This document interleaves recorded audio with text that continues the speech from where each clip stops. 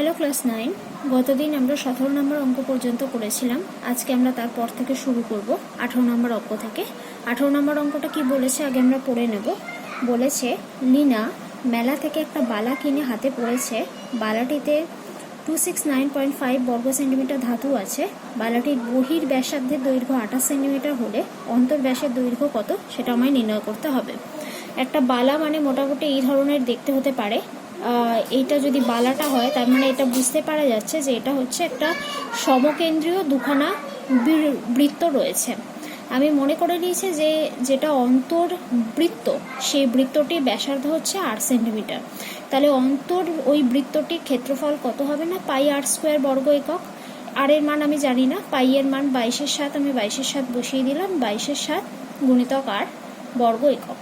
এরপর আমাকে বলে দিয়েছে যে বহির যে বৃত্তটি রয়েছে, এই যে বালা তো এইরকমই দেখতে হয়। এক্ষেত্রে তো দুখানা তুমি সমকেন্দ্রীয় বৃত্ত পেয়েছো। এটা হচ্ছে অন্তর্বৃত্ত আর এইটা হচ্ছে বহির্বৃত্ত। বহির্বৃত্তটা তোমাকে কি বলে দিয়েছে? ব্যাস বলে দিয়েছে। বহির্বৃত্তটার ব্যাস বলা রয়েছে 28 সেন্টিমিটার, মানে ব্যাসার্ধ কত হবে? 28কে 2 দিয়ে ভাগ করলাম, 14 সেন্টিমিটার হবে। তাহলে বহির যে বৃত্তটি তার ক্ষেত্রফল কত হবে না পাই আর স্কোয়ার। ফর্মুলা তো একই, আর এর জায়গায় 14 বসালাম। দেখো কত হলো, 22/7 গুণিতক 14 এত হোল স্কোয়ার। এরপর আমাকে বলে দিয়েছে যে ওই বালাটিতে ধাতু রয়েছে এত বর্গ সেন্টিমিটার। তাহলে ধাতু মানে কতটা পোর্শনে ধাতু থাকতে পারে? এইটুকু অংশ, এইটা মানে বহির বৃত্ত থেকে অন্তর্বৃত্তের ক্ষেত্রফলটা মাইনাস করলেই আমি ধাতুর ক্ষেত্রফলটা পেয়ে যাব। তাহলে আমি তাই করলাম, বহির্বৃত্তের ক্ষেত্রফল মাইনাস অন্তর্বৃত্তের ক্ষেত্রফল সমান ধাতুর ক্ষেত্রফল। দুটোর থেকে 22/7কে কমন নিয়েছি। প্রথমেরটা হচ্ছে 14 হোল স্কোয়ার। 14 হোল স্কোয়ার মানে 196 মাইনাস আর স্কোয়ার পরেরটার জন্য। 22/7টাকে আমি ওই পাশে নিয়ে গেছি। দেখো কাটাকুটি করেছি, ছোট করেছি এটাকে। এইটাতে এসেছে এইরকম একটা ফিগার এসছে আমার। মাইনাস আর স্কোয়ার রেখে 196টাকে ওই দিকে নিয়ে গেছি।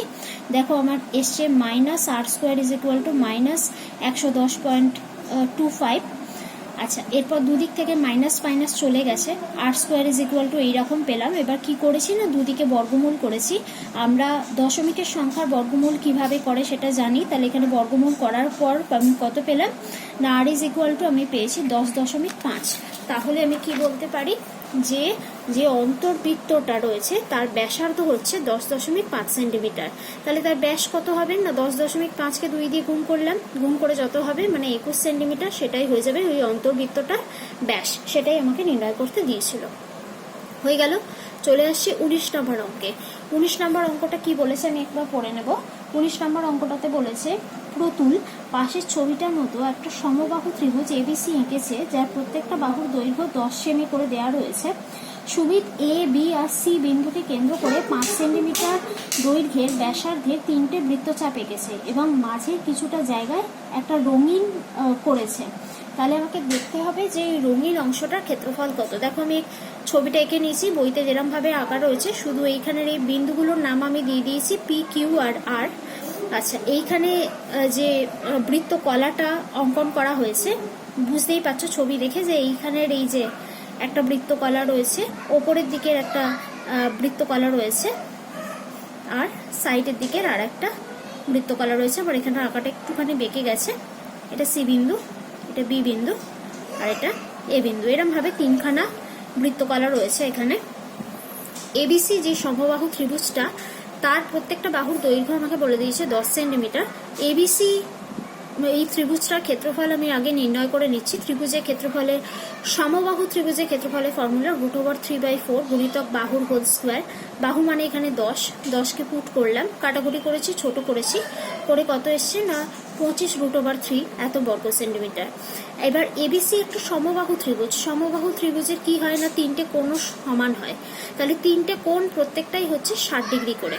ওকে, এরপর আমি চলে আসছি যে বৃত্তকলাটার কথা বলা হয়েছে, সেই বৃত্তকলাটা যে বৃত্তের অংশ, সেই বৃত্তটির ব্যাসার্ধ আমাকে বলে দিয়েছে 5 সেন্টিমিটার।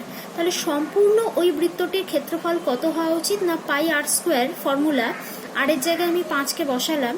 তাহলে এত হওয়া উচিত সম্পূর্ণ বৃত্তটার ক্ষেত্রফল।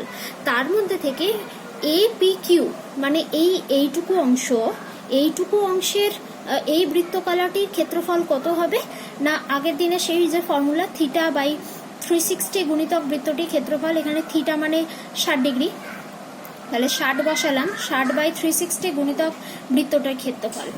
আবার তাহলে ওই রকমভাবে কটা বৃত্তকলা রয়েছে এখানে, না একটা, দুটো, তিনটে, ওই একই ক্ষেত্রফলে তিনখানা বৃত্তকলা রয়েছে। তাহলে তিনটে বৃত্তকলার মোট কত ক্ষেত্রফল হবে, না যত ক্ষেত্রফল ছিল তার সাথে 3কে গুণ করেছি। এবার আর কিছুই না, ক্যালকুলেশন করেছি, করে আমি পেয়েছি এই এত বর্গ সেন্টিমিটার। ওকে, এরপরে আমি লিখেছি যে রঙিন অংশটার ক্ষেত্রফল কিভাবে করব, না পুরো এই ত্রিভুজটার ক্ষেত্রফল জানা আছে, এই বৃত্তকলা, এই বৃত্তকলা, এই বৃত্তকলা, তিনটের মিলিয়ে টোটাল কত ক্ষেত্রফল সেটাও জানা আছে। আমি কি করেছি দেখো, পুরো যে ত্রিভুজের ক্ষেত্রফল সেখান থেকে বৃত্তকলার তিনটের ক্ষেত্রফলটাকে আমি বিয়োগ করেছি।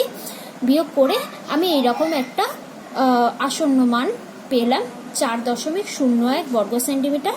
তোমাদের কারোর হয়তো ক্যালকুলেশনের মাধ্যমে 4.02 বর্গ সেন্টিমিটার আসতেও পারে। গতদিন একটি মেয়ে আমাকে 17 নম্বর অঙ্কটা সম্ভবত অপূর্ণ যে অংশটা ছিল সেটা আমাকে করে পাঠিয়েছিল এবং সে জানিয়েছিল যে ক্যালকুলেশনটা তার মিলছে না। আমি তাকে জানিয়েছিলাম যে এটা ক্যালকুলেশন তার হয়তো কোথাও মিস্টেক হয়েছে। আমি তাকে আবারও জানাতে চাই, তুমি অঙ্কটা আবার পুরোটা ফ্রেশ করে করো। আমার মনে হচ্ছে যে তোমার কোনো অংশে কোনো ক্যালকুলেশনের গন্ডগোলের জন্যই হয়তো অঙ্কটা হচ্ছে না, নয়তো প্রসেস অনুযায়ী অঙ্কটা কিন্তু কোথাও কোনো ভুল নেই যে অঙ্কের প্রসেসের ভুলের জন্য অঙ্কটা মিলছে না, ব্যাপারটা কিন্তু সেরকম নয়। আচ্ছা, চলে আসছে আমাদের 20 নম্বর অঙ্কে। 20 নম্বর অঙ্কটাতে কি বলেছে দেখো, 20 নম্বর অঙ্কেতে বলেছে যে রাবেয়া একটা বড় কাগজে 21 সেন্টিমিটার বাহু বিশিষ্ট একটা সমবাহু ত্রিভুজ এঁকেছে। ওই সমবাহু ত্রিভুজের একটা অন্তর্বৃত্ত অঙ্কন করা হয়েছে, বৃত্তটার জায়গাটা রঙিন করা হলো। তাহলে আমি রঙিন জায়গার ক্ষেত্রফল হিসেব করব। তাহলে এই ক্ষেত্রে এইখানে আমি একটা সমবাহু ত্রিভুজ এবিসি এঁকে নিয়েছি। এবিসি ত্রিভুজের মধ্যে একটা বৃত্ত রয়েছে, এই বৃত্তটার ক্ষেত্রফল আমাকে নির্ণয় করতে হবে। ওকে, আমি দেখো সমবাহু ত্রিভুজের প্রত্যেকটা বাহুর দৈর্ঘ্য বলে দিয়েছি 21 সেন্টিমিটার। এখন আমাকে ওই ভেতরে যে বৃত্তটা রয়েছে সেই বৃত্তের ক্ষেত্রফল নিয়ে আমার চিন্তা ভাবনা। তাহলে বৃত্তের ক্ষেত্রফল নির্ণয় করতে গেলে কি নির্ণয় করতে হবে, না বৃত্তটার কত ব্যাসার্ধ সেটা আমার চাই, তবেই আমি বৃত্তটার ক্ষেত্রফল নির্ণয় করতে পারবো। বৃত্তের ব্যাসার্ধ দেখো, বৃত্তের যে কেন্দ্রটা সেই কেন্দ্রটা কিন্তু এই সমবাহু ত্রিভুজের উচ্চতা সম্পর্কিত। যদি আমি এডি মনে করি যে এই সমবাহু ত্রিভুজটার উচ্চতা, তাহলে এই এডি উচ্চতার ওপরেই হচ্ছে ওই ও কেন্দ্রটা অবস্থান করেছে। তাই আমার কাজ হবে সর্বপ্রথম আমি এই সমবাহু ত্রিভুজটার উচ্চতাটা খুঁজে বার করার চেষ্টা করব। তাহলে সমবাহু ত্রিভুজটার উচ্চতার ফর্মুলা √3/2 গুণিতক বাহু, বাহু মানে এখানে 21, তাহলে আমি 21 বসালাম, এইটা বেরিয়ে গেল আমার এই উচ্চতা। এইবার আমার একটা সূত্র আছে, সূত্রটা কি না, যদি কোনো একটা ত্রিভুজ আমি জানি যে ত্রিভুজের মধ্যে একটা অন্তর্বৃত্ত রয়েছে, যে অন্তর্বৃত্তটা কেন্দ্রটা ওই ত্রিভুজের যে উচ্চতা রয়েছে সেই উচ্চতার সম্পর্কিত যে সরলরেখা তার উপরেই অবস্থিত রয়েছে, তাহলে ওই মানে যে বৃত্তটা, যে অন্তর্বৃত্তটা, সেই অন্তর্বৃত্তের ব্যাসার্ধের দৈর্ঘ্য হবে 1/3 গুণিতক ত্রিভুজটার উচ্চতা।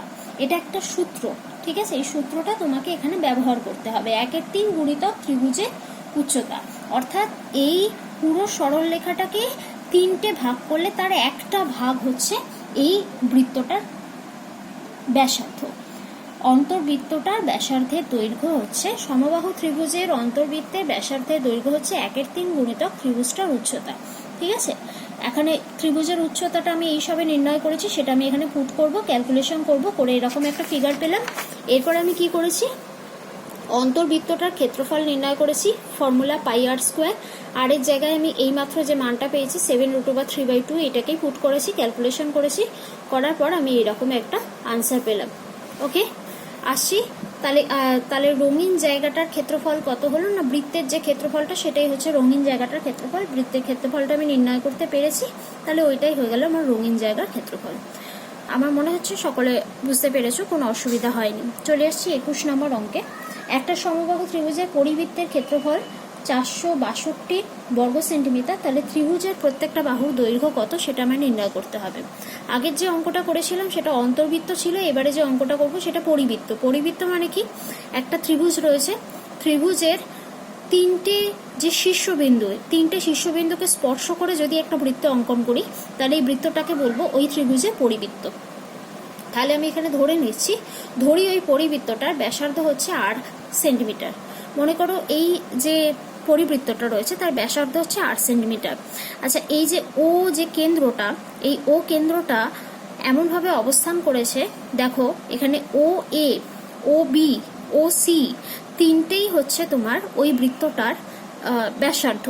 এখানে যেহেতু ও এ বা এ ও যাই বলো না কেন, এটা এই ত্রিভুজটার এই যে উচ্চতা যদি আমি কল্পনা করি, তাহলে উচ্চতার জন্য যে সরলরেখা তার উপরেই এই ও কেন্দ্রটা অবস্থান করেছে। তাই জন্য আমি ও এটাকেই এখানে বৃত্তের ব্যাসার্ধ রূপে ব্যবহার করে নিতে পারবো, আলাদাভাবে আর কিছু বার করতে হবে না। আমাকে বলে দিয়েছে পরিবৃত্তটার ক্ষেত্রফল বলা রয়েছে, আমি পরিবৃত্তটার ব্যাসার্ধ ধরে নিয়েছি 8 সেন্টিমিটার। তাহলে ফর্মুলা, বৃত্তের ক্ষেত্রফলের ফর্মুলা কত হবে না, পরিবৃত্তটার ক্ষেত্রফল কত হবে না, পাই আর স্কোয়ার ফর্মুলা অনুযায়ী। আর প্রশ্নে দেওয়া রয়েছে 462। তাহলে প্রশ্নানুসারে সলভ করলাম, সলভ করে দেখো আমি আর এর মান বড় করেছি 7√3। তাহলে ওই সমবাহু ত্রিভুজের যে ভর কেন্দ্র সেটা যদি ও বিন্দুতে হয়, তাহলে সমবাহু ত্রিভুজটির ভরকেন্দ্র ও যদি ত্রিভুজটার উচ্চতার ওপর যেহেতু অবস্থান করেছে, এই মাত্র আমি শিখেছি যে ওই মানে ত্রিভুজের বৃত্তটির ব্যাসার্ধের দৈর্ঘ্য কত হবে না 1/3 গুণিতক ত্রিভুজটার উচ্চতা। ওটা ছিল সমবাহু ত্রিভুজের জন্য, না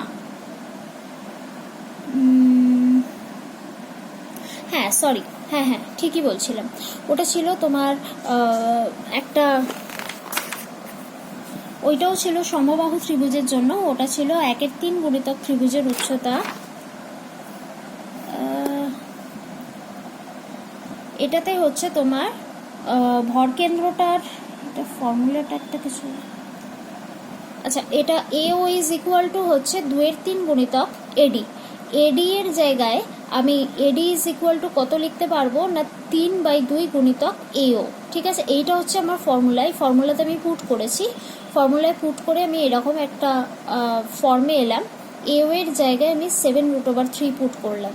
ঠিক আছে, 7√3 মানে হচ্ছে যেটা বৃত্তটা ব্যাসার্ধ, সেইটা বৃত্তের ব্যাসার্ধটা আমি এখানে ব্যবহার করলাম, করার পর আমি এরকম একটা ফিগার পেলাম। এই যে এডিটা হচ্ছে সমবাহু ত্রিভুজের উচ্চতা। এবার আমি মনে করে নিচ্ছি যে ওই সমবাহু ত্রিভুজটা প্রত্যেকটা বাহুর দৈর্ঘ্য হচ্ছে x। তাহলে সমবাহু ত্রিভুজটার ক্ষেত্রফল কত হবে, ক্ষেত্রফলের ফর্মুলা √3/4 গুণিতক বাহু মানে হচ্ছে x, তাহলে xটাকে পুট করলাম, তাহলে √3/4 গুণিতক x²।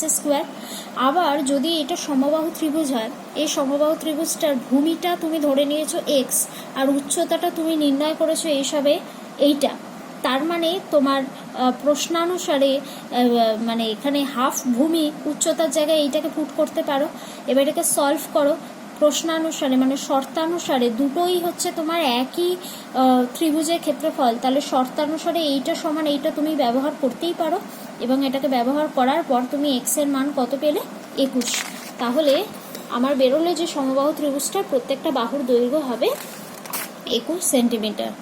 তাহলে আজকের আমাদের ক্লাসটা এখানেই আমরা শেষ করছি, পরের দিনকে আমরা আবার নতুন অংশ থেকে শুরু করব।